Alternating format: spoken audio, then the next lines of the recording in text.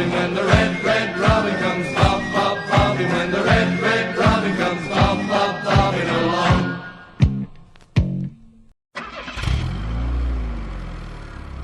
The Robin Pod is powered by Budget Tyres Auto Centre. Make them your first and only choice for a vast array of vehicle services. They are reputable East Hull-based car specialists and dedicated to providing quality services at reasonable prices. And don't forget, they are trusted by the players, club officials and supporters of Hull Kingston Rovers. Find them at 146 Leeds Road and ask them about the exclusive discount they offer Hull KR Rovers Forever members.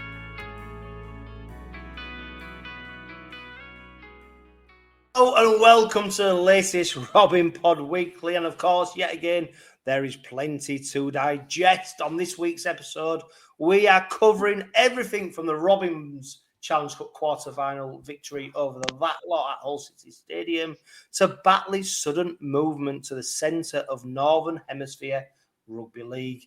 As always, Steve Till joins us for Robins Revisited, and we answer all your questions in question time. But before we get tucked into the juicy stuff, I would like to welcome this week's Robin Pod guests, who are Bazza Kingston for the second time and Robin Pod regular Graham Turner. Good evening, gentlemen. Good evening, John.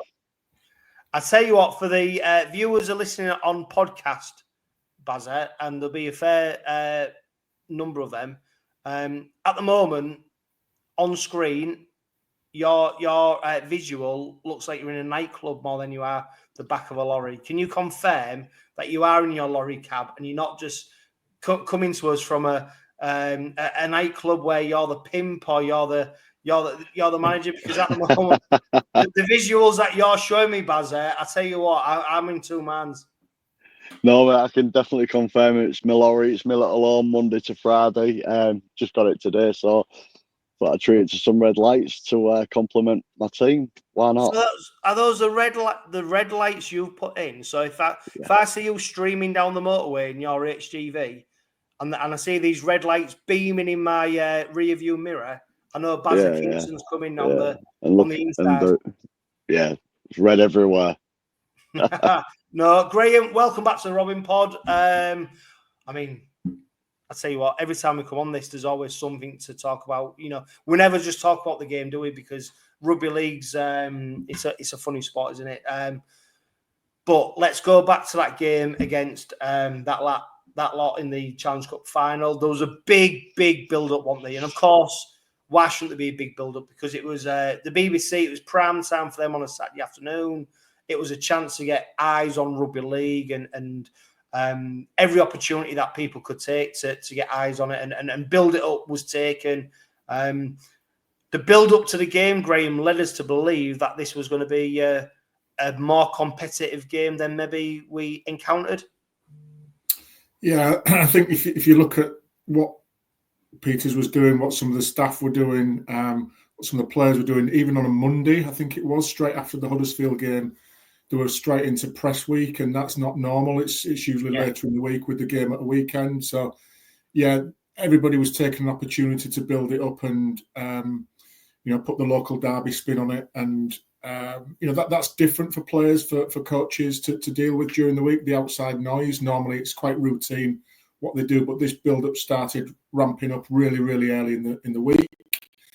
And you still got to get all the way to Saturday before the actual game takes place. So there's plenty of opportunity. I saw some of the players stood on the roof of one of the buildings in town. They were in one of the bars in town. Did you watch that on YouTube? That Robins, what the club put out on the inside.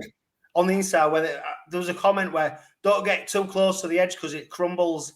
Yeah. When it was on top of all the Trinity Church. Yeah. Gildart was looking. Yeah, they're sending half a dozen players up there, and you're thinking, if that roof panel goes through, there's a heck of an insurance claim coming forward here. But luckily, no harm done. But yeah, all that took place on the very early part of the week. Players have still got to keep their focus on the preparations for the game. It's just a game to the players that they've got to prepare right for. Take care of their little bits and pieces during the week, and then get ready to play on Saturday. So yeah, everything was pointing in the press that obviously it was a BBC TV game, so they've made a big deal of it as well as part of that. And, the occasion itself, 20,000 plus at Hull City Stadium to watch it. And, the atmosphere itself lived up to everything that the game was built up to be. And then the game started, and it was, for the first 20 minutes, it was probably more of a game that we hadn't seen before from Rovers, where there was a few errors crept in. But once we got control over that sort of half an hour block at the end of the first half and then the beginning of the second half, we absolutely nailed it and then put the game to bed after 55 minutes. Yeah, Baz, I mean, Graham just said there, didn't he? The players looked nervous in that opening, 15, 20 minutes? I tell you what, go before the game, was you nervous going into that game? Did you give FC a chance of actually coming away with a result from that game? To be honest with you, Jono, I get nervous before any derby. Even when Hull was at the lowest, even though on paper we should win, I still always have that 1% of doubt. And Saturday was no different. All I kept telling myself was I was glad we met them in a quarter-final rather than a final, because if it had been a final, Jesus, the unthinkable happened. They wouldn't let us forget about it. I mean, we haven't let them forget about it since 1980. I had a few nerves. It was heads in my hands moment when Mikey went off.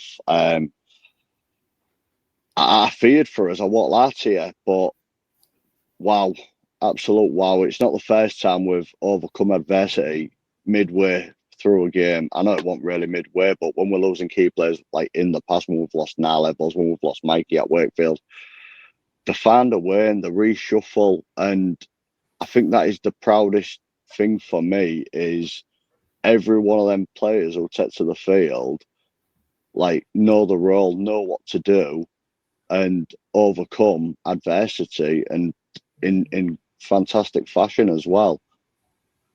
Yeah, and I mean, to be fair, mate, I might be the odd one out here, but I was so I tell you what, rephrase that. I wasn't so confident.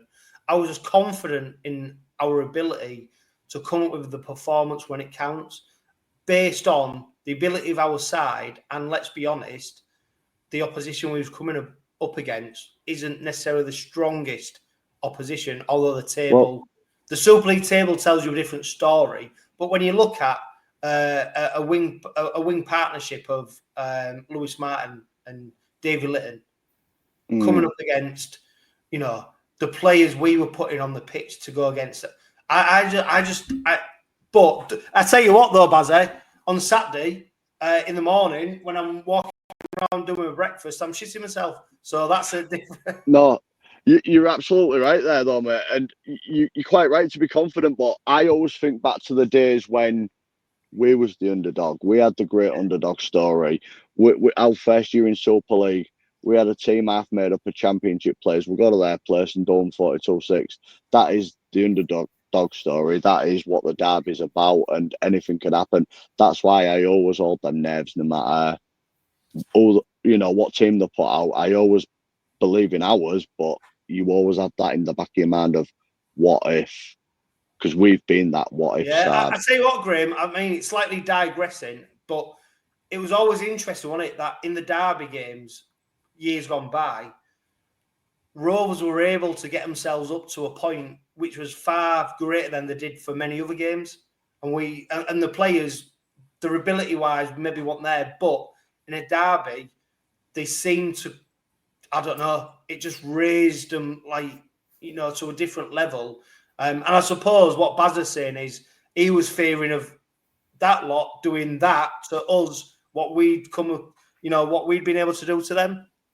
Yeah, I think there's a few bits in that, John, in that historically we've always managed to do that and raise the extra 10%, and then suffered sometimes the week after by absolutely switching off, and it sort of means nothing at the end of the day other than bragging rights, which, it's just a game, in the normal circumstances, it's the same 2 points you get whether you beat Hull, Wigan, Salford, whoever. So, it's just a game. But I think with, all the hype around how Hull had been performing, I think that's where a lot of our nervousness came from, in that we believed into that hype. And in my opinion, they didn't live up to their own hype in that respect. And we sort of taught them a lesson in all departments, really. And I think with the derby, it's always a different game, and like you said, there's players do special things, and some people enjoy that atmosphere, some people don't. But I think now this squad and this team we've got compiled now, if you think back, and I think this is where it comes from, and look, I'll be corrected on this if people want to put comments in or fire back, but I think we've been used to that underdog tag, and it's not normal for us now to be going in with the favourites tag, and we don't know how to deal with it as a fan. It's not normal. I know, that's why that now you almost have to separate yourself from it. Yeah, you're right. I agree with you, Graham. I totally agree. I think as a fan, we feel almost that we shouldn't be thinking like this because it's wrong to think, because we've never had the opportunity to think like this in the past for so long. It's now the sort of belief that's been created since Peters has arrived 2.5 years ago that's changing people's attitudes. And I think we should believe and know that we're a good team, but we shouldn't get arrogant about it. Absolutely not. We should never get complacent with it, but we should believe that we should go into games with confidence. You know, I'm like everybody, you know, there's always a few pre-match nerves before every game, whether it's, you know, Wigan, Hull, or whoever's bottom of the league. You still go in with those games of what ifs. But I think we need to get used to living with the fact that we'll go into most games this season as the favourite, and that brings a different pressure to you as a fan, but also brings a different pressure for the players as well to have to deal with. Something that I'm sure the calibre of player we've got in there now is well used to, but some of the players might have to sort of work towards getting that. And I think that's where that whole thing from a fan's perspective comes from, John, is that we're not used to being that favourite, and we're finding it a bit of readjustment as fans to deal with it. And the danger is then that we go too far on the positive side and take an arrogance to it and an overconfidence, and we forget to do all the basics right and just think we're just going to walk into any game of Super League and we're going to steamroll anybody. That's not the case. We have to earn the right every single game we play from minute zero. We have to earn the right to win that game.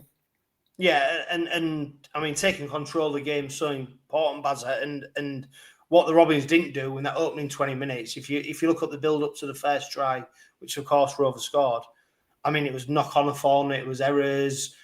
Both teams looked nervous, didn't they? They looked like there was trying to, I mean, that Minchella one where he knocks it on, like, it was like under 10 play, wasn't it, where he's trying to catch the ball and then do something with it. But when the Robins settled into the groove of the game and they composed themselves, they ultimately came up with that first try.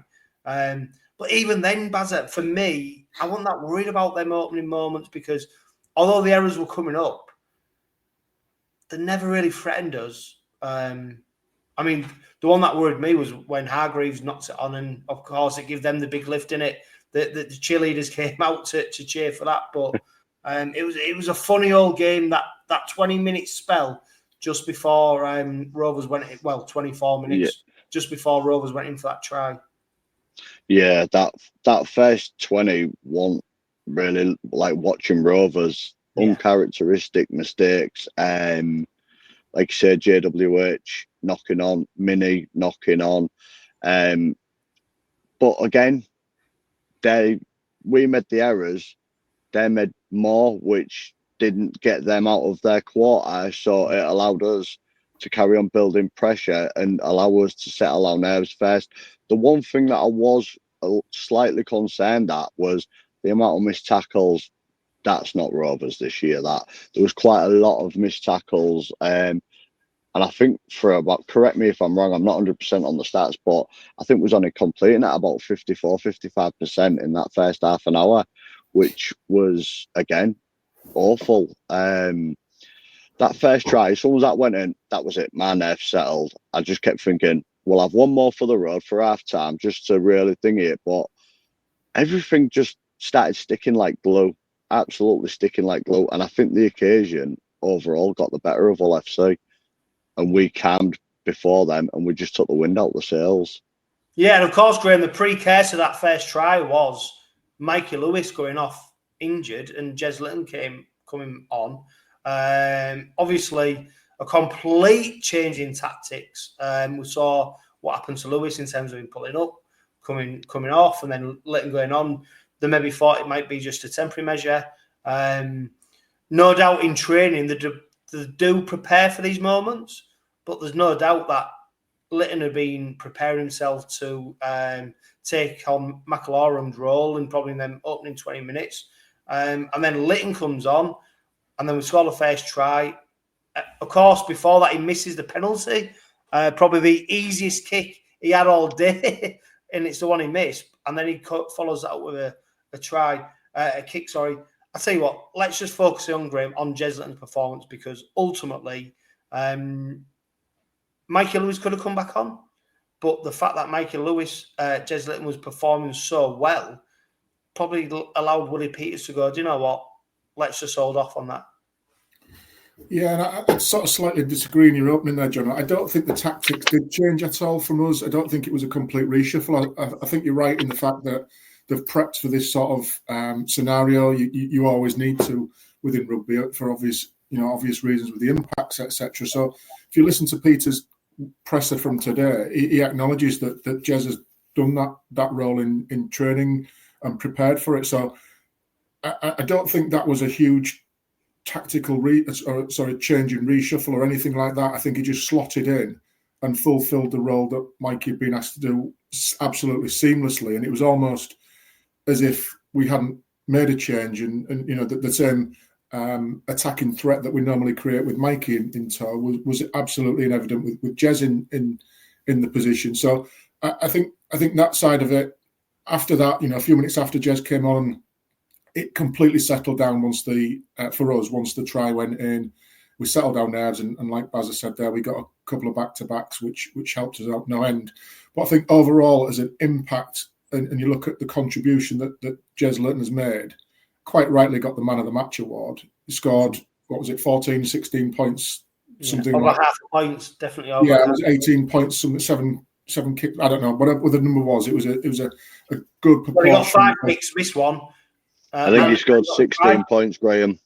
Yeah, so again, he's got half the points there. He was only on the field for an hour or so, which shows the caliber. And I think if you listen to Peter's press conference today, if you haven't heard it already, he talks about Ches improving his fitness as well as some of his attributes that he needed to work upon, which he's took on board and is absolutely nailing those at the minute. And I think as well, it arguably be at the minute. I know we're only 9 or 10 games into the whole season, but I think he's been our most consistent performer thus far this season. For what he does, whether he's on the bench, coming on to the field, the impact he makes there. He's always chipping in with tries. He's shown his versatility in taking over the number 6 role from Mikey, nailing touchline conversions. I think his versatility that he can provide, he's absolutely playing at the top of his game. And hopefully for us, the challenge that Peters has laid out to him is that consistency over a long period of time. So if he can keep at that level for the next 20 games in the Super League, then great for us. That's obviously to be confirmed. But it's something I think that we've seen him as a player play 50-50 with Parcell, and in patches he's done really well, and then in bits Parcell's been the dominant 9. I think there's a clearly defined role that McIlroy's got as a 9 and a clearly defined role that Lytton's got as a 9, and the two very, very different players.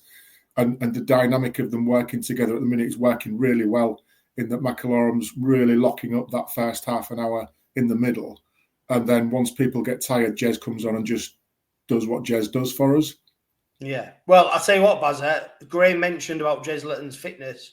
Let's talk about Mickey McIlroy's, because obviously the spell that Ches Lytton then had to come on and do in because he was covering Mikey Lewis, that meant Mickey McIlroy had to then cover that hooker role for not just his spells that he'd been doing all season for us.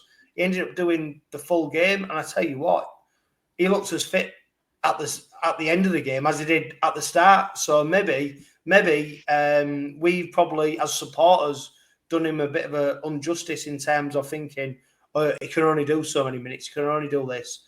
Well, actually, he turned up for that game, and like I said, he delivered. He was everything that we needed in that hooker role in terms of that defensive positioning, and do you know what? He's been a bit of a victim of he's only on there for defence. Well, that pass he gave to 𝗂𝗂𝗧 to then offload to 𝗂𝗂𝗧, that delayed little pass, that's the experience, that's the quality that he brings. It was great to see him getting a plaudits as well for his performance, because ultimately he was thrust into a position that he might not necessarily expected to be in.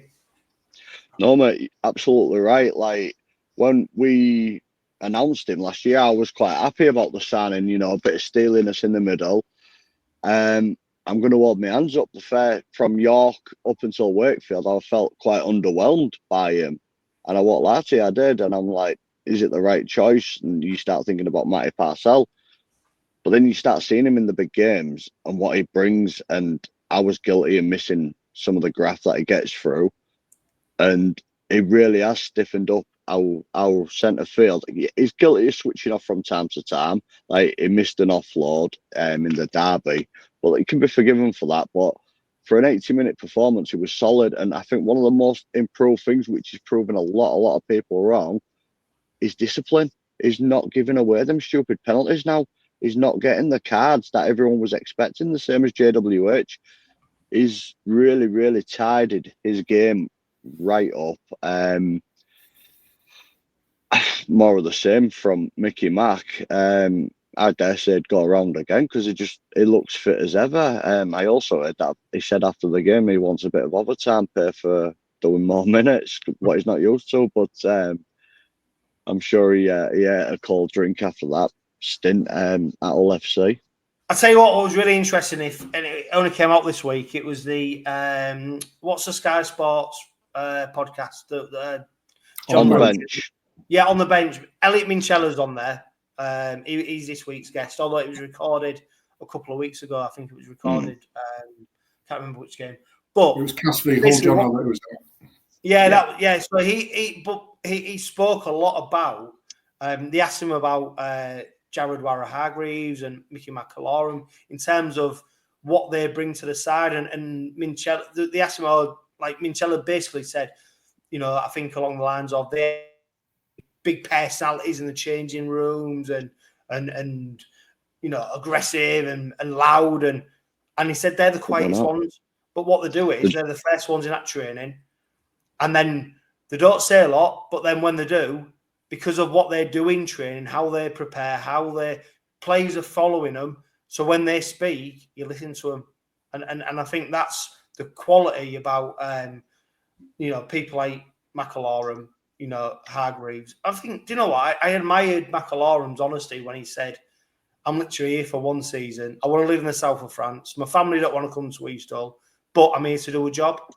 And it sometimes it's that honesty which you appreciate most, because actually he then backs it up with his professionalism and his performances.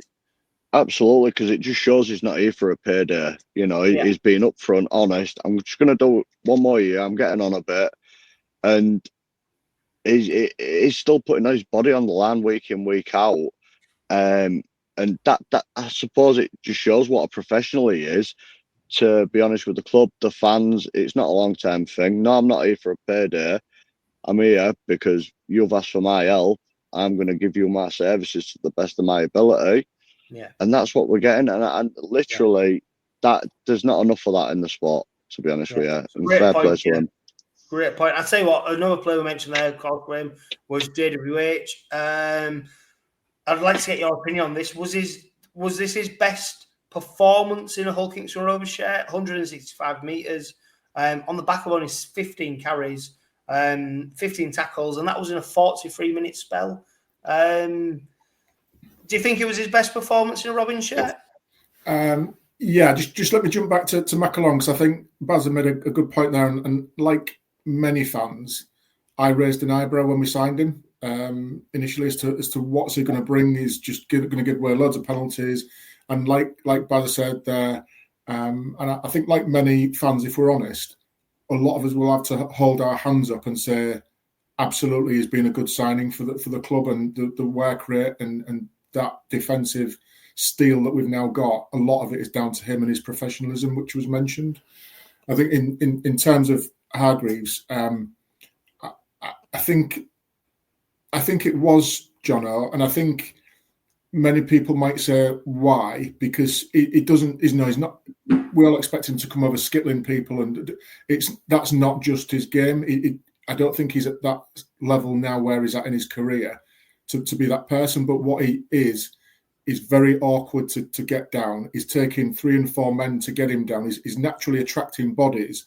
And if you watch when he gets up to play the ball, he's very, very quick at getting up off his floor to play the ball, which when you've got 3 and 4 men retreating, leaves spaces all over the place. And it's absolutely prime for Lytton to exploit, or the outside backs to get their hands on the ball. So I think it was. I'd love to have seen him gone full length when he almost took by surprise, ended up with that ball in the first half in his pouch, and he didn't know what to do with it, and just sort of started rushing. And well, I'll tell you what, Graham, he did know what to do with it, because he seeked out the defender and he tried to put one on that.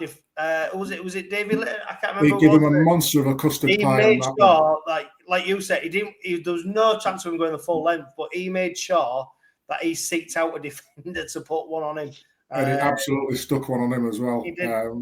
But yeah, that performance, I say, many people might say, "Oh, he's just carting the ball up," but that effort to bring him down from a defensive perspective, and then just having to keep going on that, it's hard work that then just tires players out. And if you can then get it right in and around him, and it proved it when 𝗂𝗂𝗀𝗏 nipped out and, like you say, got Hiku free, and it creates spaces like that because people are tired, they switch off, whatever it is, because they've been doing a lot of hard work. So I think whilst it wasn't spectacular in its nature, the 165 metres, it was just good, hard yards that he made for us. Yeah. I mean, Bazza could literally spend probably an hour and a half literally analysing every minute. Burgess 2 tries. Burgess just does what he does. You know, he's what an addition to the side, isn't he? He just comes up with the goods when you need him to. Again, mate, yeah, absolutely. It was another one. A few people raised the eyebrows. Off-field issues at Salford. He's passed it. He's had his A day at Wigan. I just feel like he's getting better and better as the weeks roll on. And I mean, he could have played at Huddersfield, but they didn't risk him because he's that much of a valuable asset to us going forward. They was able to sit him out, but you know when he's there. And I think I stated a couple of weeks ago how him and Ollie Gildart are just like entwined with each other. They just know what they're doing. It is a freak at times, this Budgie, and he's definitely got the Eastall spirit right now. I think he's really bought into the culture, everything about it. I love the guy. Yeah, I don't think there's no doubt as well. Gildart looks like the player we hoped we'd signed when we signed him, and now he's that player. Graham, let's look at Ṱanganoa.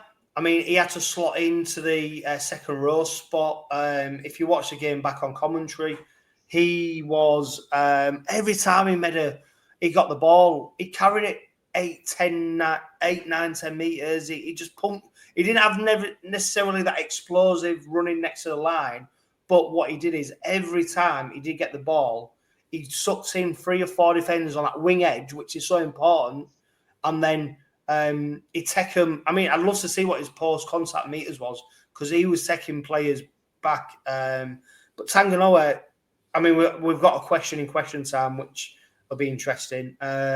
But another player who just slotted into the system, no problems, no one you have to worry about. Yeah, and I think it's that next man up mentality that, look, we know we're going to get injuries. Every team gets them. So, let's not sulk about it. Let's crack on, roll our sleeves up and do the job that we're asked to do. And we're geared up towards doing. I think we've only seen Ṱanganoa really in the first part of the season on that impact off the bench, which again, he can be devastating at. Sat on Mikey Lewis's shoulder, running those hard lines, cutting back through tired defences and that. But I think that's a different prospect, having to pace yourself for 80 minutes in that. And I think he did it very, very well. Because the fear is, again, he's a big man having to do 80 minutes of graft, and he doesn't shirk defensive duties either as a back rower. He's always in there as well. But like you say, with ball in hand, he might not have the best hands in the business, but he's certainly got some of the best legs to keep pumping. And like you say, those post-contact meters are so important in retreating defences, in setting up quick plays of the ball. Whatever it is, it occupies bodies to put him down. And if he's still moving, they need another body in to bring him down, which again, as we said a few minutes ago, creates space elsewhere on the field. And, you look at how clever people are nowadays in that halves and backs department at spotting the numbers and calling the numbers lefts and rights. You can see quite easily where you can get overloads, and that's shifting ball through hands was, that first try was just a simple numbers game.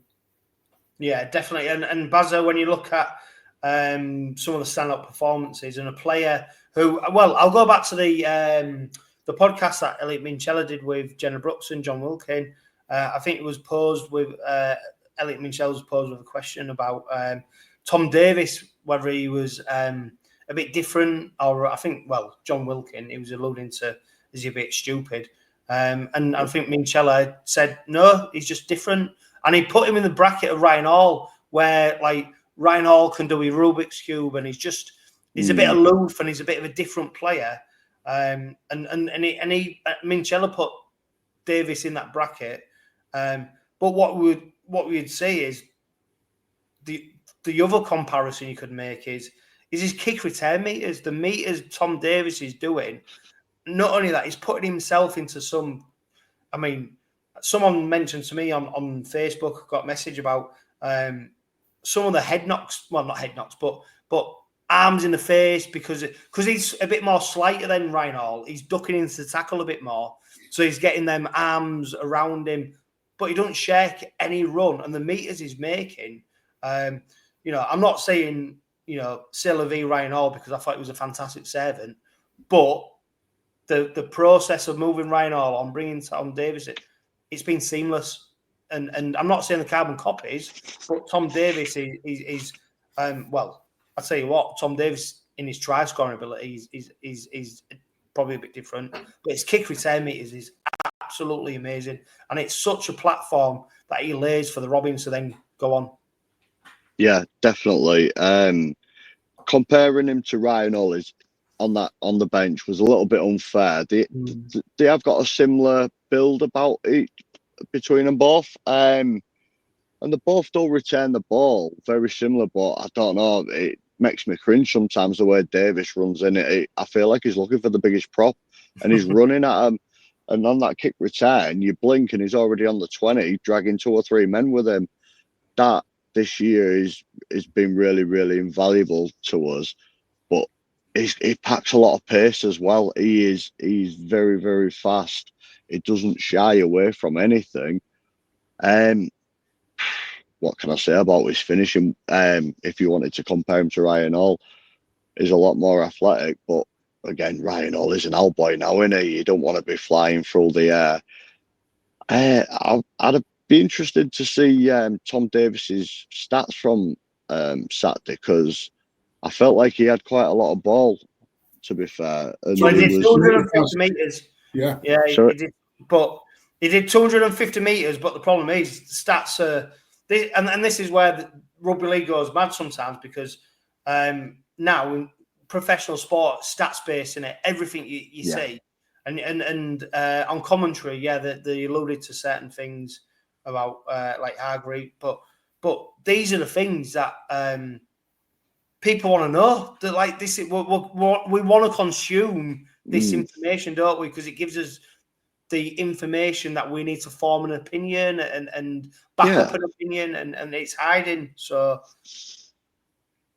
no, you're absolutely right. But 200 meters. John, I'm talking of stats. Sorry, Baz. Just one of the stats from the weekend that I read. Davies was the top meter maker across all 4 quarterfinals with 250 meters. Our game against Hull was a 50-50 split on possession. Yeah, I saw that. And to be fair, completed sets. 29 completed sets for Rovers. FC was 24. So they're not a million. They want a million miles, but I'll tell you what. It's all right having possession. It just depends in what area. If your possession's in your own 20 and 30 meter zone, you've still got possession, but you're not going to do anything with it from there every single set. So again, stats and data you can read into them various different ways. On that respect, it wasn't an even game in terms of 50-50 split in possession doesn't equate to an even game.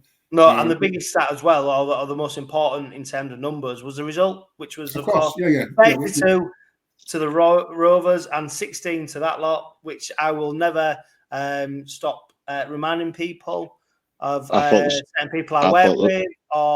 But all I've been told is that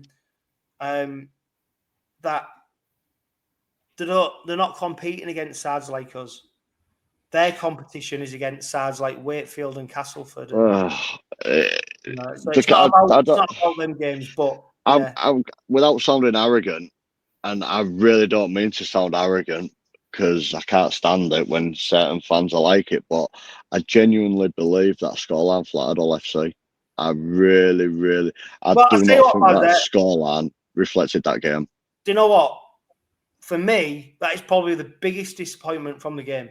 The fact that once Rovers built up a good lead, they got to 30, and then they seemed to just sort of go, I don't want to say go off the boil, but they allowed an opposition side to get back into the team. And they've done it well so far, because there's a couple of games this season where they've built up a healthy lead, they've defended it, and that's you can see the focus on that. I felt they're letting a couple of easy tries that they didn't need to let. Well, I don't know. You put a post out today about Kendall letting the game flow, which he did. I just felt like that last third of the game, maybe it's just me with my Rovers blinkers on, but I felt like Kendall was trying to keep them in the game, keep it entertaining. Hull's first try, one angle it looked all right, the other it looked way forward, and I'm 99.9% adamant SASA did not ground that ball, not a chance. Yeah, well, honestly, I've watched the game back. It didn't. I'm not 100%. Do you know what? It's one of them. I understand totally what you're saying. If it was roles reversal, I'd be screaming at the TV. I'd be in the ground at the screen going, "That's a try." So I get that. That wasn't the most obvious. And Fob, I just think Rovers could have done a bit more in defence. But hey, look, the job's done. I'll put it down to Graham. It's a quarter final of the cup. Your job is to get into the next round. However you do it, no one remembers that when you're in the semi-final or the final. You just get into the next round. And whether we win by 16 points or 1, you just go through to the next round. It doesn't matter. Now, again, if you look at the tries we conceded, yes, there's a clear argument for a forward pass on the first one. I think 2 and 3 were sort of missed tackles, and you look at normally reliable players who are missing tackles in that middle area to allow SASA to get over from about 12 metres out, something like that, when he picked the ball up. You'd expect us to do a bit better in that area. And then on the last one, in the last minute or so, when 𝗂𝗂𝗃𝗃 went over, I think Tanganoa and Lytton got caught out between themselves. But if you notice, once they got 2 back-to-back tries, if you notice what interchange we made, that absolutely locked things back up again, was bringing Hargreaves back on in the middle. And again, it was a subtle move that at the time probably wasn't thought about too much, and it just happened. But after that, there was a 10-15 minute spell when nothing happened for them. And that's when Hargreaves was on, and then he came off again for the last few minutes when it was completely locked up, and they scored that try in the third try in the last minute, which was sort of meaningless. But that again was just a tactical manoeuvre that we made, recognising that we were a little bit out of shape in terms of defensive structure, get Jared back on there, get everything organised again, lock the game out, and then we'll go home in the hat for the next round. Yeah, Bazza, I'll tell you what, before we bring Steve Till in for Robin's Revisited, because this podcast will go on forever, because who don't like talking about beating that lot? It's something you could talk about forever. Luckily, we haven't got any of them on to talk about it, because I'm sure they'll put a different argument on. But Bazza, what were your final thoughts on the game? Business as usual. Job well done. Nobody's mentioned him yet, but Sam Luckley, mad. And he couldn't get in the side at the start of the year. Well, he wasn't looking to.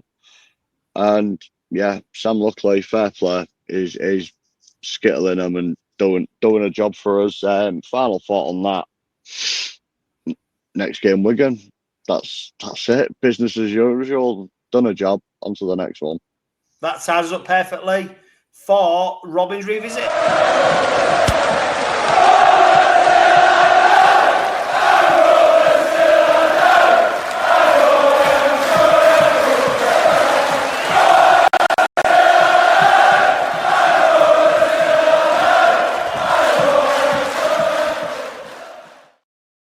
Steve, welcome to the Robin Pod. I'm sure you're delighted to join us once again. We face the Wigan Warriors on Friday night at 𝗂𝗂𝗱𝗴𝗏 Park.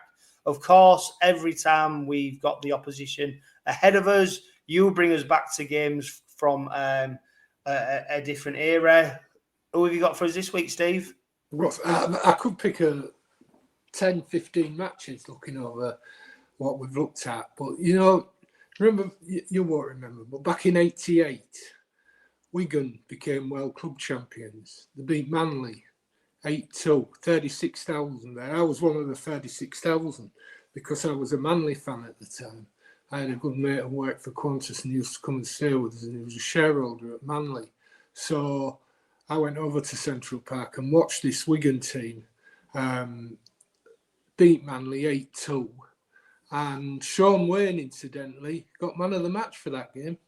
So that's something people don't necessarily remember.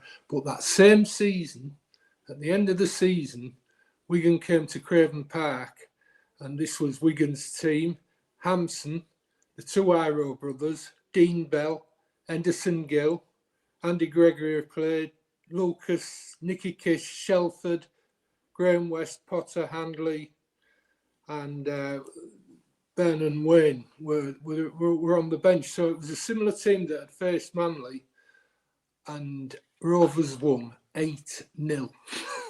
The Rovers team was Fairbairn, Clark, Mick Fletcher, Peter Mortimer, one of the famous Mortimer brothers who played for Canterbury Bankstown. Chris and Steve were the better known of them.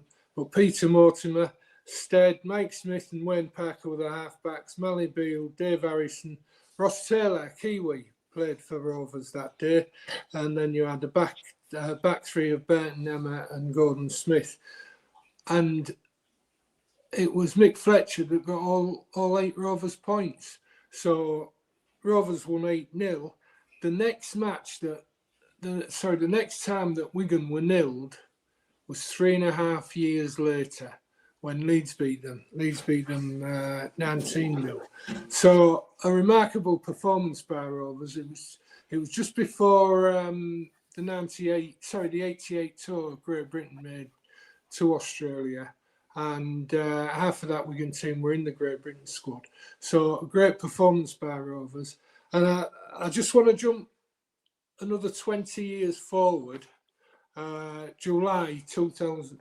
I think it's July 2008. Rovers played Wigan at Craven Park and were getting beaten 16-10 at half time. And Rovers won the game 39-22. How many teams turn around Wigan 16-10 up, can turn them around and beat them by that score? And funnily enough, that day, Mickey McAlorum featured for Wigan. And in fact, the 4 of their team went on to play for Rovers, including Mickey Mack, Darryl Golding, Joel Tompkins and Liam Colburn. But that day, Dobbo got 4 tries. It was a remarkable game and a remarkable performance by Rovers. And I've got a question for you, lads. I know you're all there. Which player, or who's the only person who played and coached both Wigan and Rovers? John Doherty. No, played for him. Doherty never coached Rovers. Well, Willie Peters? No, never coached Wigan. No, he didn't. He played for him. There's only one person that. It's a remarkable statistic, but he coached both Wigan and Rovers and played for both teams, represented both teams fully as well. He played international football while he was playing for both teams. Well, Graham, you're nearly old as Steve. You should know this one. Come on. Let's steady on. What era are we talking, Steve? Give us a clue. Well, you're talking. Give us a decade. You're talking late 70s, early 80s for Wigan, and then he came to Rovers, and then he coached Rovers after he retired. I wasn't even in my dad's sack then. Murphy? No. Sorry? Murphy? No. George Fairbairn. Really? He coached Wigan when they went down into the second division, didn't they? The year Rovers beat them on the way to Wembley in 1980. And then he signed for Rovers, having coached Wigan, having played for Wigan. And then he came to Rovers. And did he take over from Roger? Can't remember. But yeah, George Fairbairn, the only man who's played and coached for Rovers and Wigan. So there's a lot to go for I love these Wigan games because we can look back. Do you remember the cup tie where the week before we got stuffed at 60-odd points, I think. The year that we got to Wembley in 2015 where we got stuffed by 60-odd points. And then we played Wigan the following week in the cup quarter-final. And it was a home match for Wigan, but they played at Lee and we beat them and then went on to play Warrington in the semi-final and went on to Wembley. So there's been... And another game that Wigan won, actually, was a game, I've got the date here, it was in June 2009, and it finished Rovers 28, Wigan 36, and Rovers were on top in that game until Tim Smith, who was the Wigan halfback, got injured, and Brian Noble brought a young kid on off the bench, and I don't think he lost his place in the team, and that guy was Sam Tompkins. He scored a last-minute try, and that defeated Rovers, and Tompkins went on for the rest of his career. Up till then, he'd been a candidate used as a sub, and he was just a young kid. But Tim Smith got injured, Tompkins came on, and I think Tompkins went about 18 games without being on the losing team against Rovers. I think that every time Tompkins played, Rovers got beat. But yeah, it's great days, and I love to see us play Wigan both there and at Craven Park, and hopefully we can. We certainly won't be going in with any fear against them on Friday night, even though they've had a big rest, you know. But let's hope it's one of those games that's another history-making game. How many games have we gone now? 9 games without defeat. It'd be good to make it 10 against Wigan.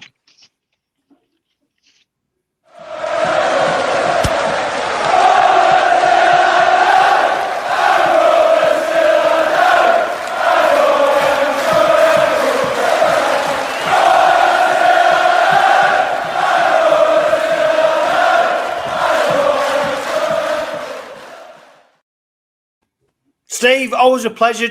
Just before you shoot off, what are your expectations for Friday night? I think no fear. They'll have their plans. They're fresh. But man for man, we can match them. And it's not always a good thing that you haven't played the week before. You know, the players are hardened. We'll miss Mikey a little bit, no doubt. But the fact is that because Mikey's not there, they've got to change their plans, you know, for covering against Mikey playing. So I would expect, would Richardson go standoff? I don't know. Will he keep Litton and bring Bill, the young kid at hooker, Leyland, on the bench? Bill Leyland, yeah. So let's wait and see. We'll see, but our attitude will be right. That's the main thing. The biggest fear coming up for me is a team that I think are going to do well later in the year, and that's Leeds.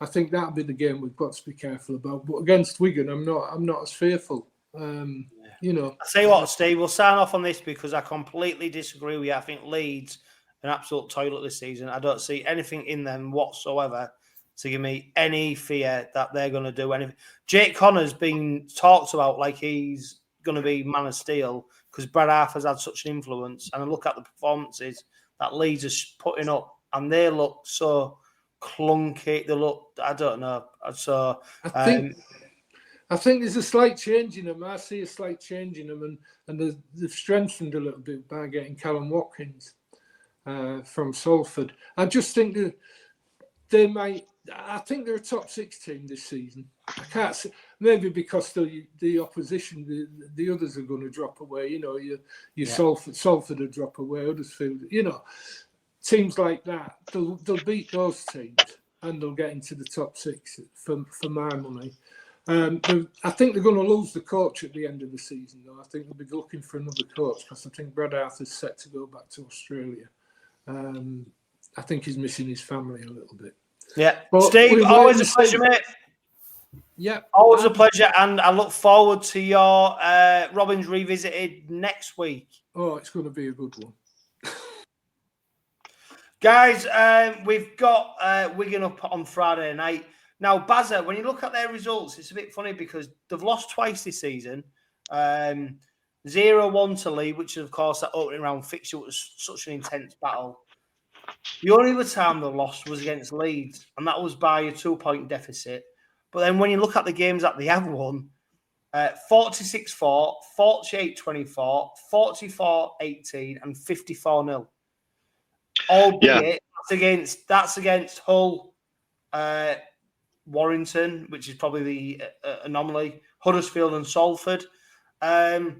I understand there's a air of confidence amongst the Rovers supporter base at the moment, but I tell you what, Friday is going to be a tough game.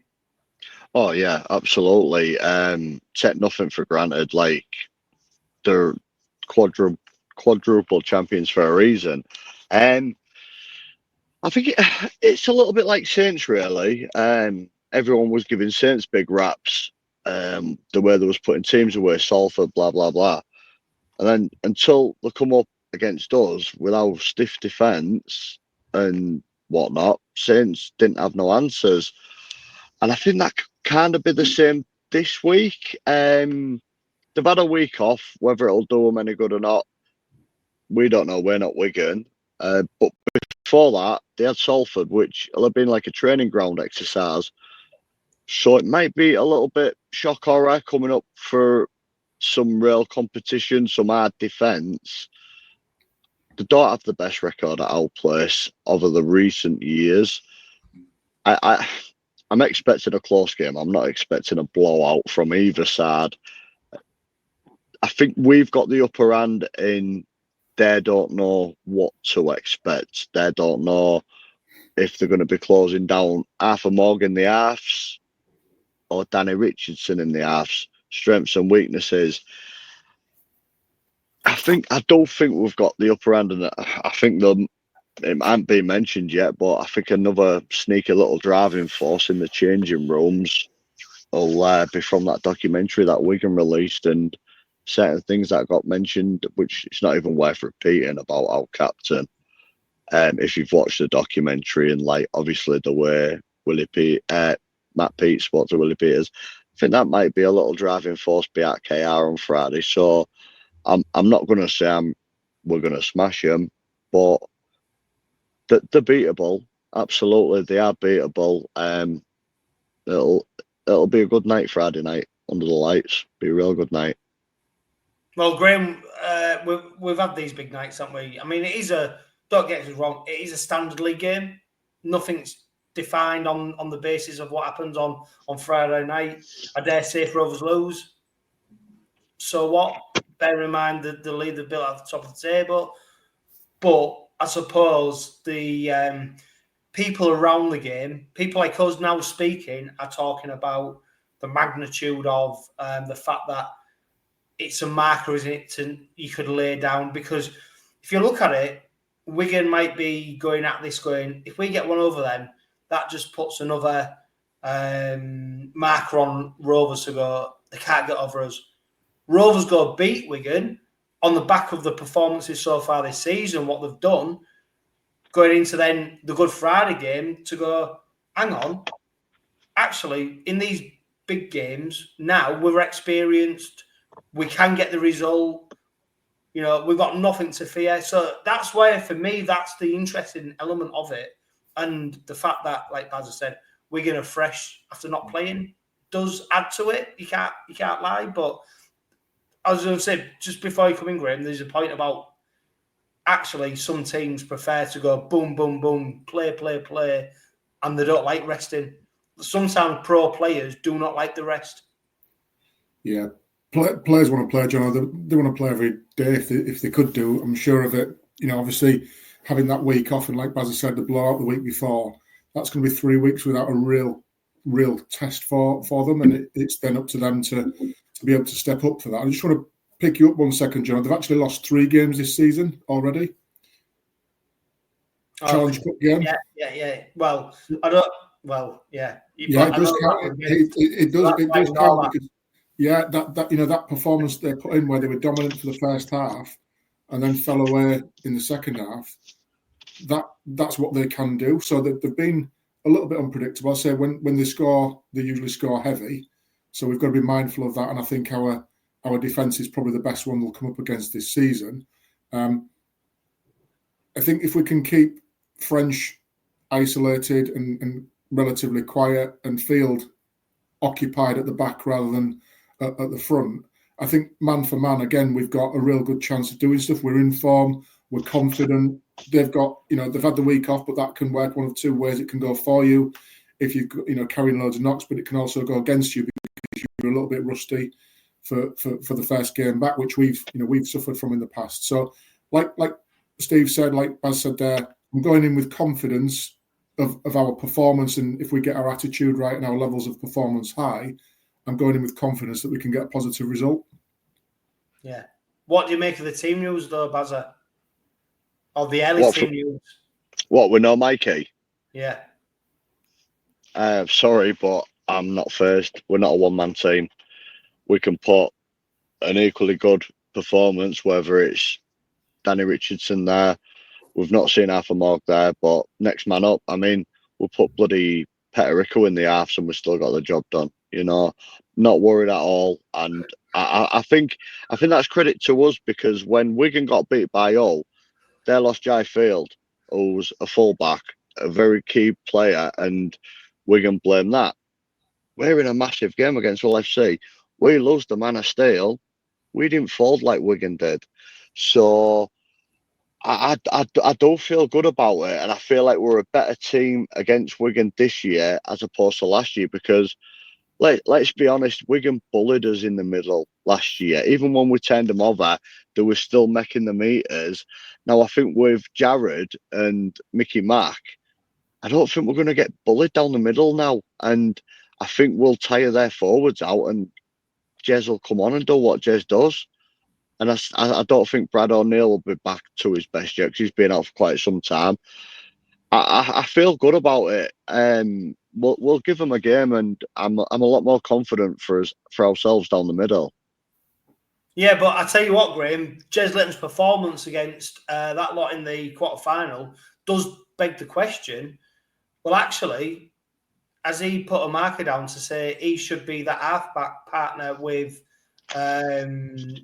Tyrone May, and actually Danny Richardson shouldn't be the shoe on, the first play. It should be Leyland who backs up McAlorum to go into that. I think that's the question mark now, because we are wondering who plays where. Because you can't. You can't deny Letton ran the show against FC. Yeah, I think this is where the coaching team, and I don't just include Peters in this, but the coaching team have come up with it. And again, Peters references it in his presser today around coaching team have got some opinions on it. I'll make the ultimate decision, the final decision on it. But it's fair to say there's been a few backs and forth on it. And I think you've got Morg could play full-back, and we all saw how well he did at Huddersfield playing that role.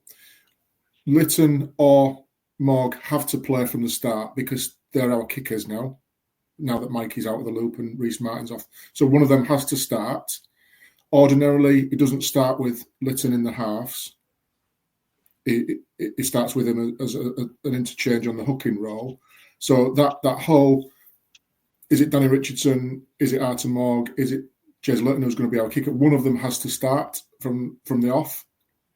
And then what do you do with Broadbent, given that Well, that's what I was just about to interject and go, what about Broadbent? Because he had a fantastic game. Save your interjections, John. Save your interjections. I'm all over this one. Why do you fit Broadbent into all this? Because he ain't going to displace 𝗂𝗂𝗧𝗏, who's playing some of his best rugby, I think, this season overall. He ain't going to displace Ollie Gildart. I don't think he's that type of player that can slot into a half. So he really only can play the fullback role for us at the minute. And what does he do there? Does he put Morgan at fullback and put Broadbent, or put Broadbent at fullback? Does he leave Broadbent in there, put Morgan in the halves with Tyrone May?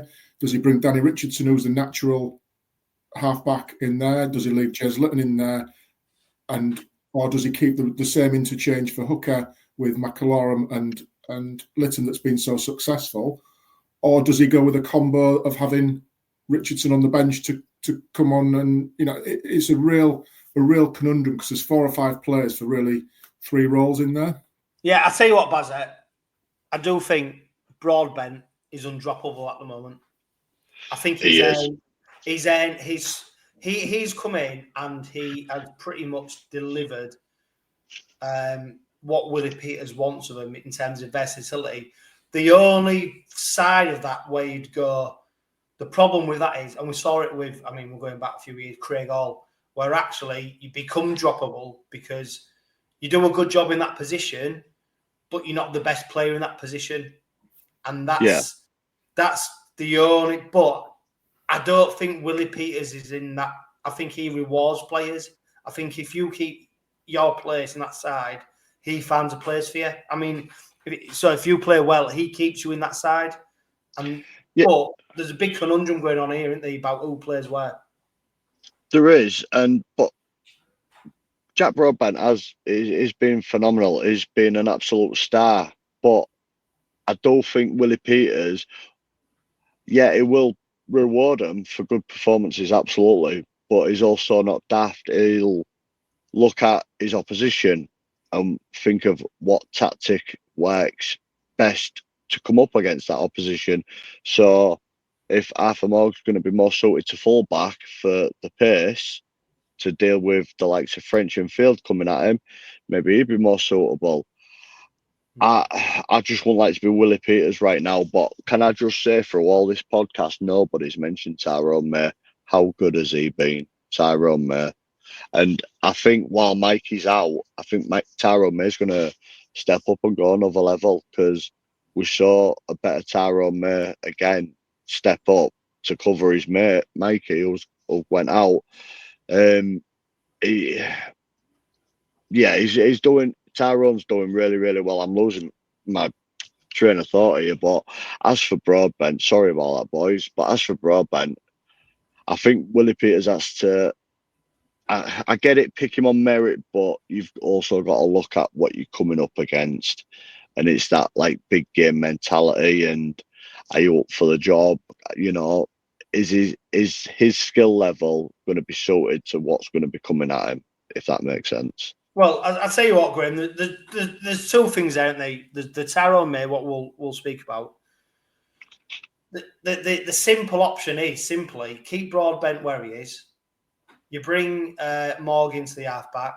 You put Lytton back onto the bench. You start with 𝗂𝗂𝗏𝗏, and we go back to what was the game plan. The quarter-final happened. Don't get me wrong. Lytton came on and did a fantastic job. But that's not his position. That is not his role in the team. So we revert back to type, which is what Willie Peters does really well, is square pegs in square holes. If you can get square holes, that's what he does. And then the other point is, Graham, the fact we don't talk about Tyrone May is because actually, for me, he just does the job that he's in the team to do.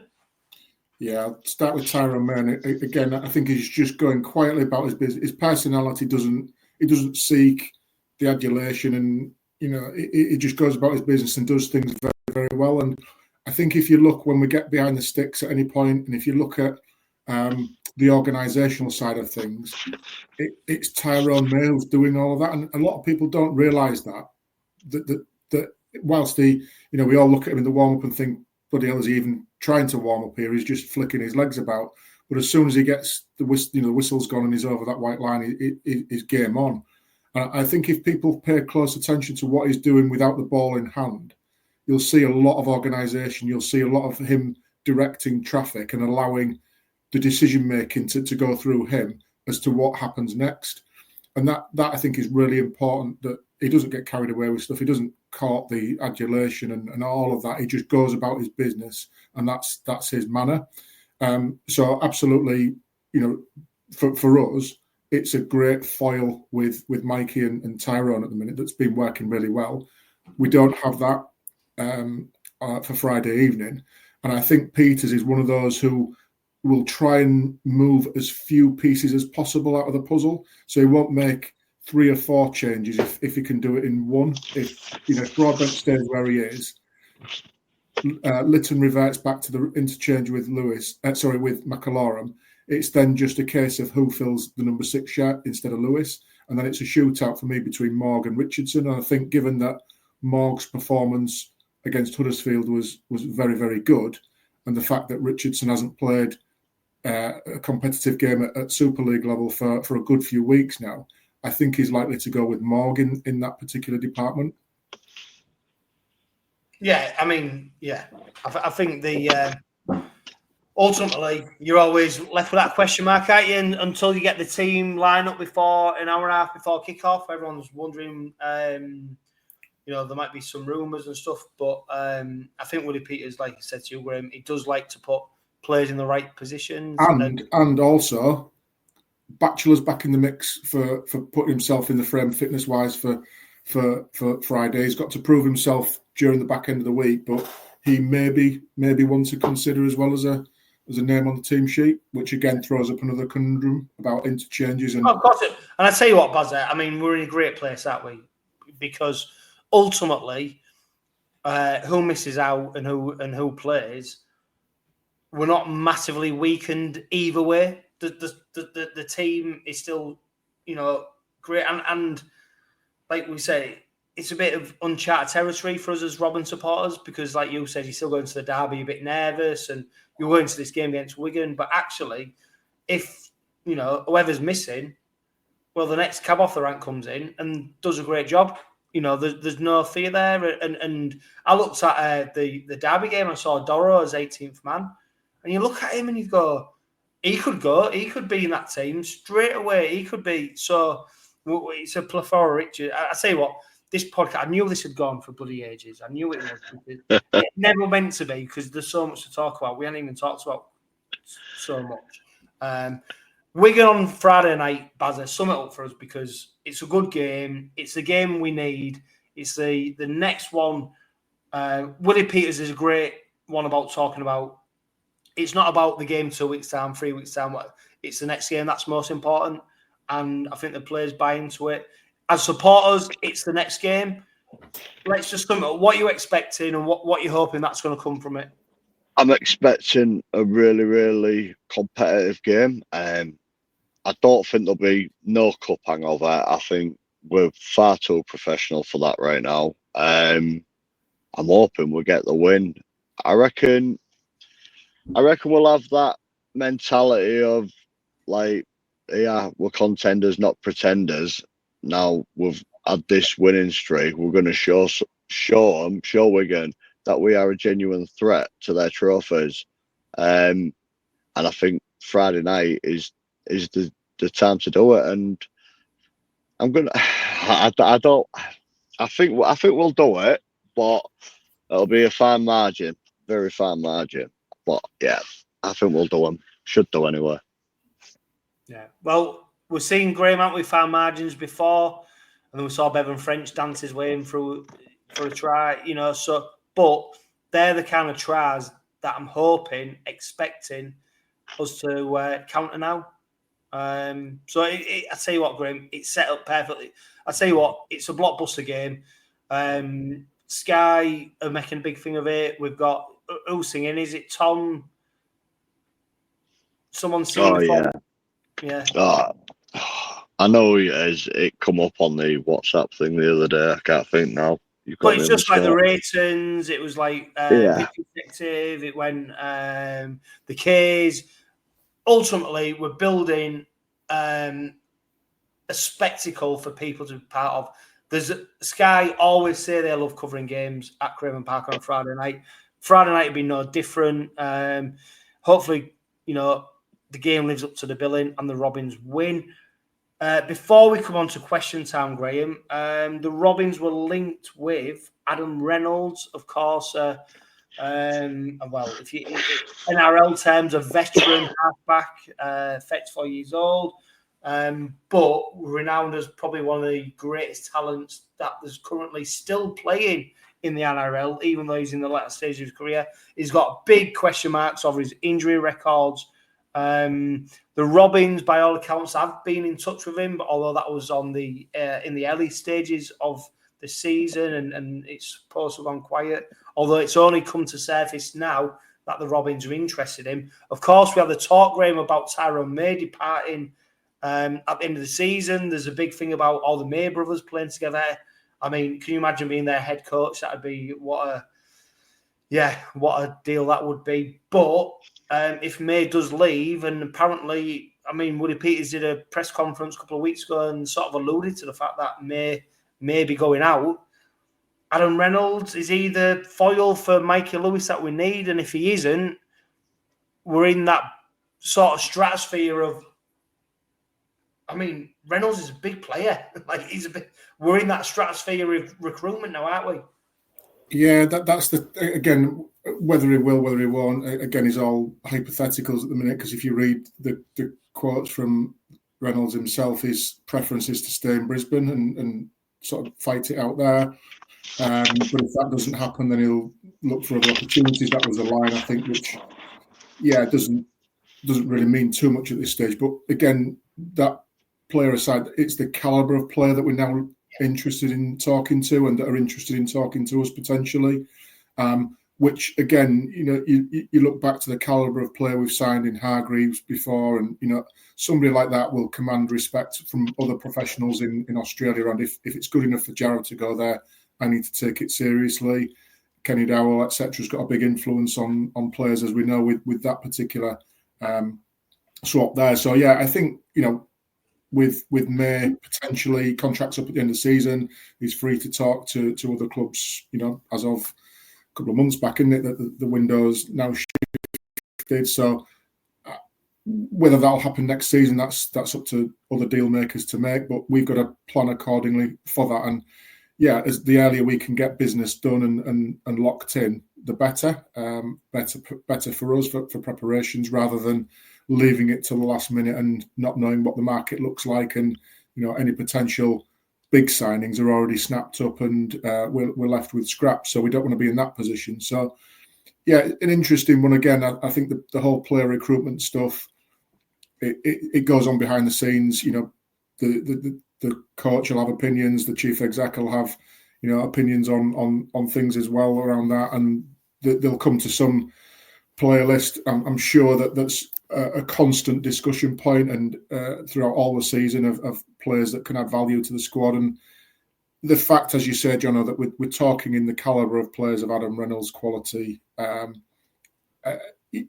it shows, again, we've said it before on this podcast, about how far we've come as a club, as a team, the standing we've got back in the game now. And we don't want it to be just a one season wonder thing. We want this to be sustained, and I think the ability with all the off the pitch stuff, all the on the pitch stuff, the behind the scenes stuff at the club is all going in the right direction. It puts us on a really, really good footing to get things right on the field for success, that then just breeds success after it, and hopefully we can go on a long run of many years of this success that we're seeing in terms of league positions, which we've not been used to before, competing in semi-finals, finals, grand finals for many years to come. And with the success breeds more success. So yeah, long may it continue, that we can get attracted to these players, and whichever one comes in, whoever it may be, I'm sure, as we've said again on this podcast, we trust Peter's decision-making process on this. I don't think his track record is too shabby at the minute in terms of the calibre of player is bringing to the squad and what they're bringing in, in terms of an individual. but also that's connecting with the rest of the team and what the squad are looking like. Yeah, and I'll tell you what, Bazza, I don't want to spend so long on this, but it means that 𝗂𝗂𝗃𝗃𝗃 managed to convince 𝗂𝗃𝗃𝗃𝗃 to come over here on a contract when he could have retired. So no matter, of course, players like zeros on the end of their pay deal, don't they? The more zeros, the better. But the fact that 𝗀𝗑𝗃𝗃 seems well connected, the fact that we've got 𝗂𝗃𝗃𝗃𝗃 now, 𝗂𝗂𝗃𝗃𝗃's still, well connected. 𝗃𝗃𝗃𝗃, you go and these are the people when you bring them in. Sometimes it's the player after them who comes, because then they come to Rover. Yeah, it's a great experience. We're winning game. The look after you. This is all the conversations, which means that Adam Reynolds then suddenly becomes an actual proposition that he might come. Whereas 5 years ago, no chance. It wouldn't be happening, would it? If you rewind 12 months, Jono, Tyson Frizzell was ready to sign on the dotted line. Exactly. That is literally where we've come. Adam Reynolds. I will say, about it, I think I broke that. I don't doff my cap to a lot of things, but I'm sure I'm the one who you did. And then it come out. I think it was about 3 or 4 weeks later. Is that why he didn't sign, Jono? Yeah, and then he didn't sign. He scuppered it. Yeah, because it come out about 3 or 4 weeks later that Willie Peters admitted he was interested looking at signing. Yeah. And that's how far we've come. Attracting these players who are NRL legends, or they could be 35, 40 years of age in their parent club, are begging for them to stay because they're that highly regarded across there. And if we can turn heads like that to come here, it's massive. For me, Adam Reynolds, there's pros and cons in it, absolutely. Oh, of course, both sides of the fence, and I am on the fence with that one. For me, I would love nothing more than to see Brad Schneider come back. That'd be phenomenal. 2 years at Penrith under Cleary, I think he'd be a different player. But again, we're not the money men. I would like part of me would like to see Adam Reynolds come just to help develop Mikey more than anything. But again, for me, if I had the choice, I think I'd prefer Schneider for the long-term plan of things. The problem you've got, Bazza, is Schneider is playing his way into the first team, and at the moment, he looks more likely to be a Penrith player than he does to be a Rovers player based on what he's doing so far. But that leads us into question time.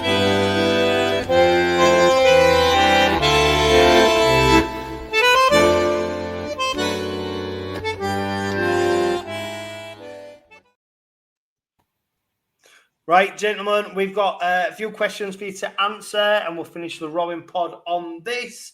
God, this is a long question, so pin back your ears, Graham. Do you think we should consider the Hens getting involved in rugby league? Of course, it was muted previously. The NRL plans to have 10 teams and likely no relegation. Doesn't sound that good. Would each team end up playing each other 3 times a season, or would be overkill? The Hens have done wonders for blah, blah, blah, snooker, boxing, darts, and stuff like that. There's a massive bum fight at the moment, isn't there, Graham, in terms of the future of rugby league in the Northern Hemisphere? It's fair to say it's not just Super League, it's basically the future of rugby league, and there's lots of talk about the NRL investment in terms of them creating their own competition. We've seen Nigel Wood appointed to lead a strategic review into rugby league in this country in terms of top-level professional side. It's just all a bit of a mess at the moment, isn't it? And there's not, for me, I'm looking for clarity. And at the moment, there's lots of snippets from the media coming out about the NRL want to do this, so-and-so wants to do this.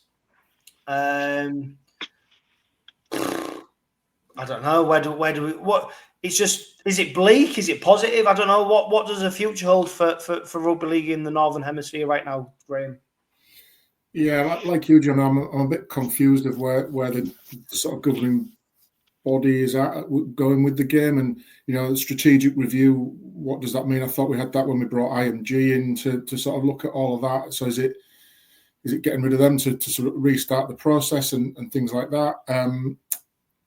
There's obviously issues locally with locally, but I mean within this country around the game itself, with Cornwall sort of handing their keys back, Bulldogs not looking great at the minute as well.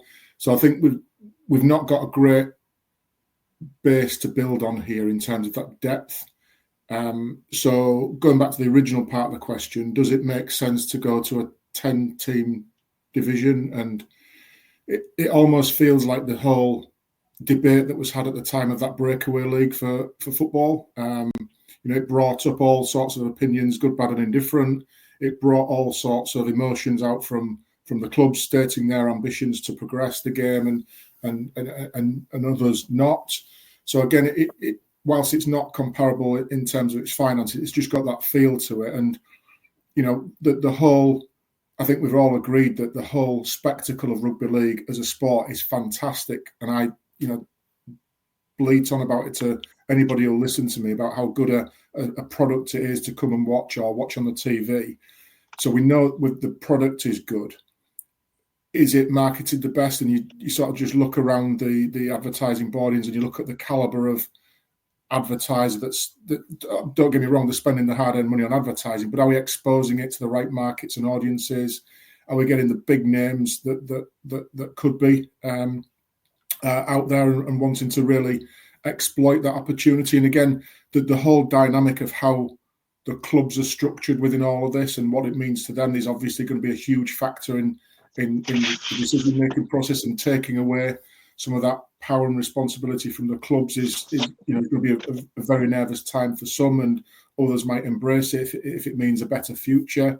So yeah, there's a whole host of questions that I don't think anybody's really got an answer for at the minute. But in terms of, could somebody like the Hands and the Matchroom Sport experience get hold of rugby league and make it positive? Well, you look at what it's done for boxing, you look at what it's done for darts, for example, and what is just a pub game is now attended by 20,000 every week in the Premier League events and the World Championships, etc.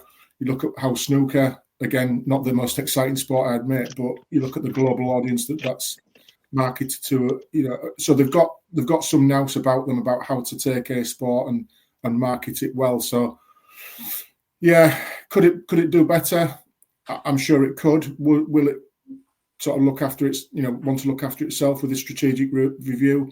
I'm sure it would, but like many organisations, I'm sure that there's a lot of traditionalists at the top table, shall we say.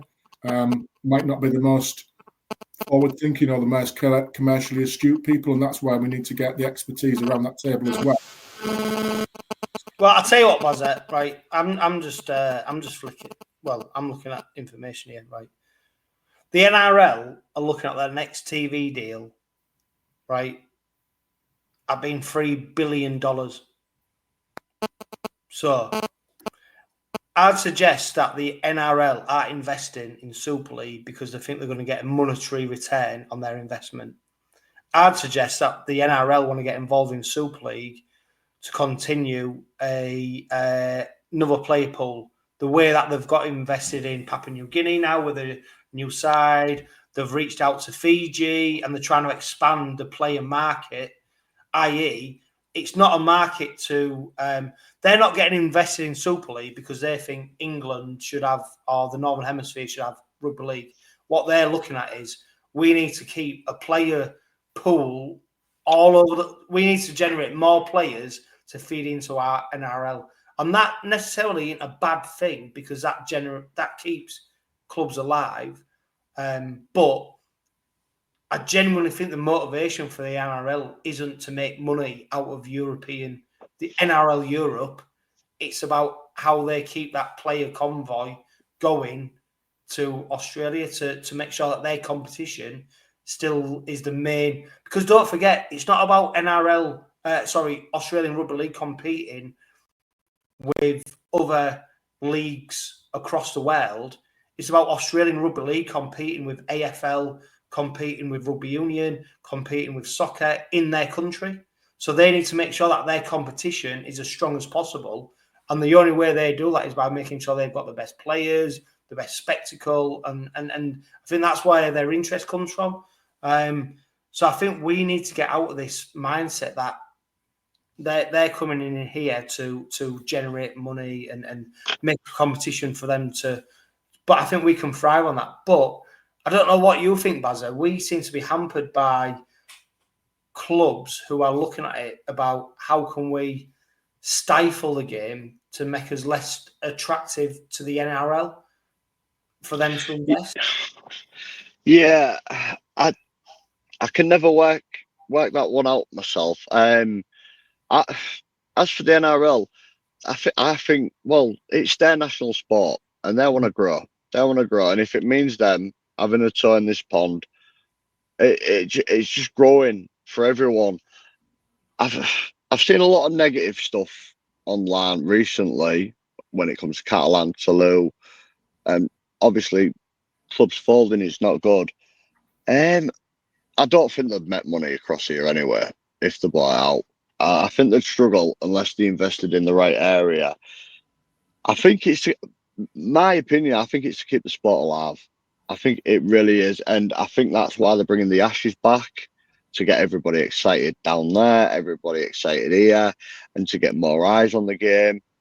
I think they know we are literally the second best to them because New Zealand, they're a rugby country, but they're not on the same scale as in Australia. I don't think they're on the same scale as us. And then you've got the Pacific Islands. You know, Tonga. They're all small islands. So for the NRL, their next big thing is the Super League, and it makes sense for them to come over to the Super League, invest in it. It sounds crazy saying it, but to develop and enhance their game down there.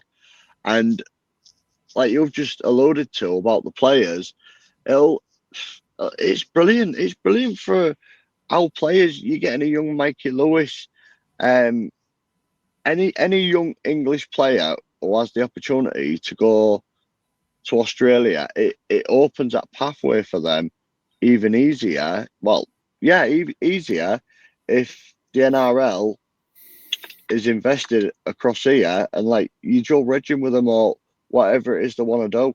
The only thing I'd be worried about, which I personally don't think would work, would be a 10-team league.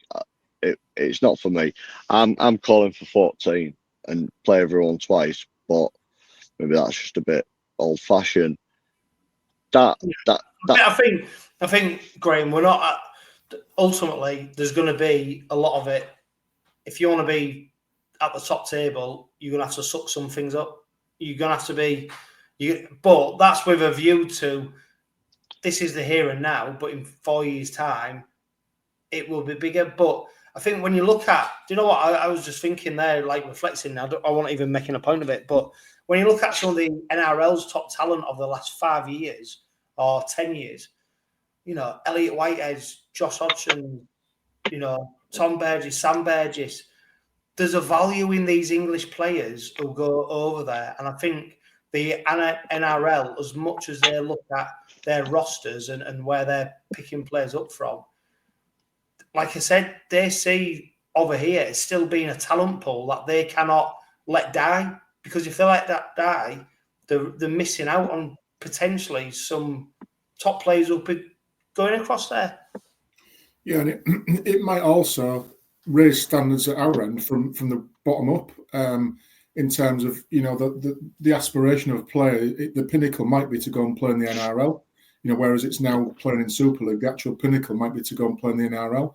So if we can raise our standards with better grassroots players coming through the system, and the academy structures are you know, proving good results, and the breeding ground for them to enter into the professional game is through Super League or the Championship or Div 1, then that's going to be good for us. But those, you know, really aspirational players who really want to go and test themselves, like the Josh Hodgsons, we've got a perfect example of a player that we've seen on many occasions and has gone on to succeed over in Australia.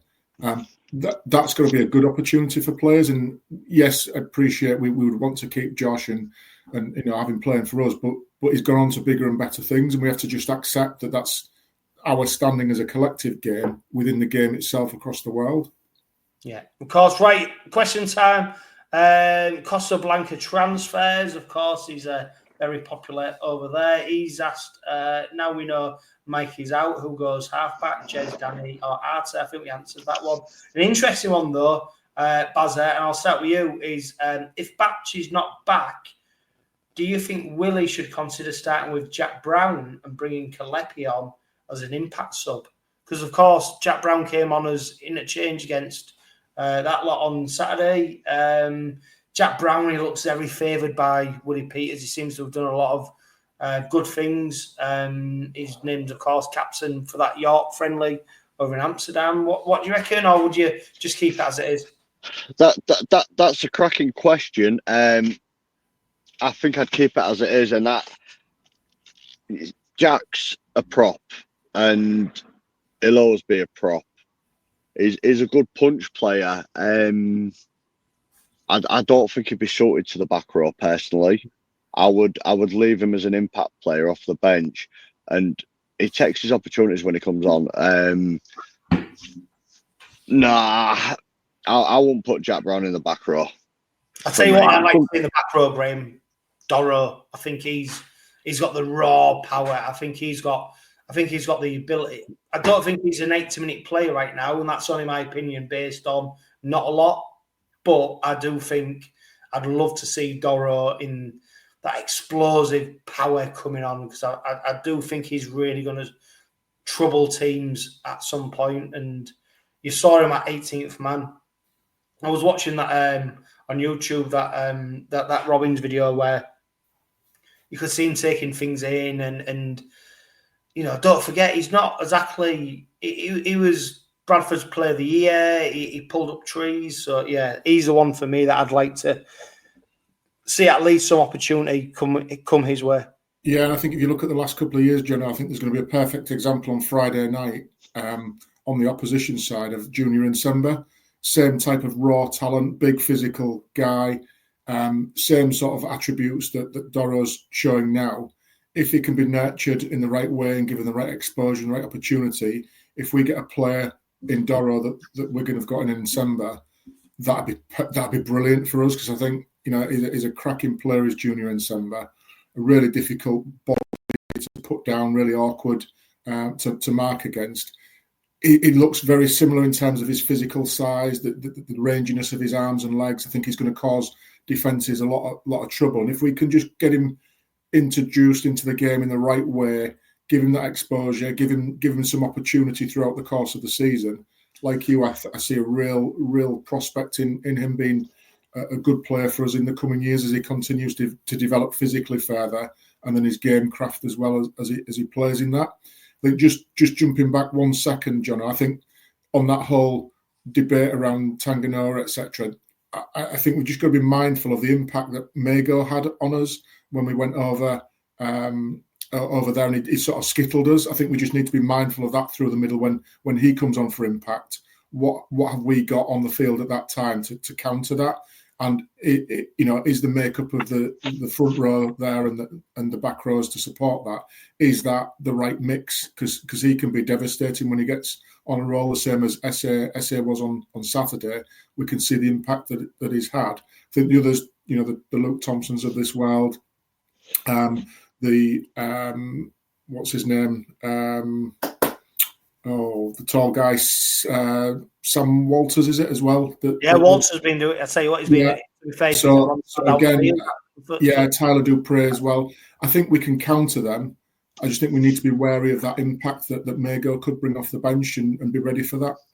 Well, I'll tell you what, Baz, it wasn't necessarily Mago's go forward that did us that last game of the season, regular league. It was his ball in hand, wasn't it? He came on like another halfback.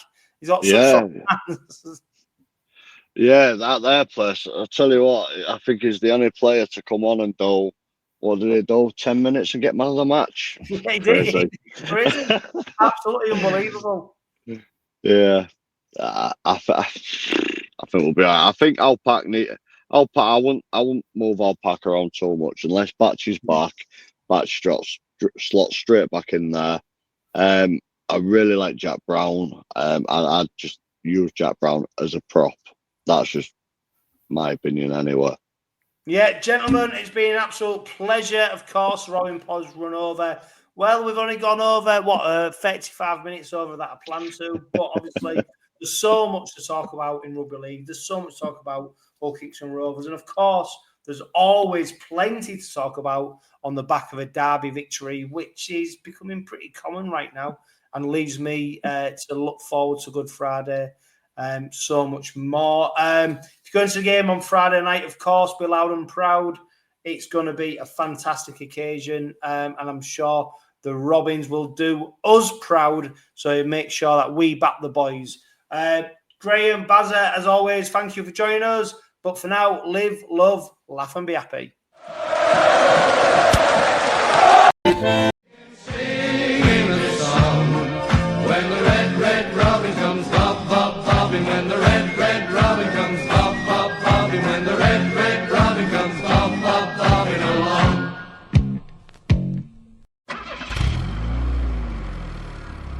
The Robin Pod is powered by Budget Tyres Auto Centre. Make them your first and only choice for a vast array of vehicle services. They are reputable East Hull-based car specialists and dedicated to providing quality services at reasonable prices.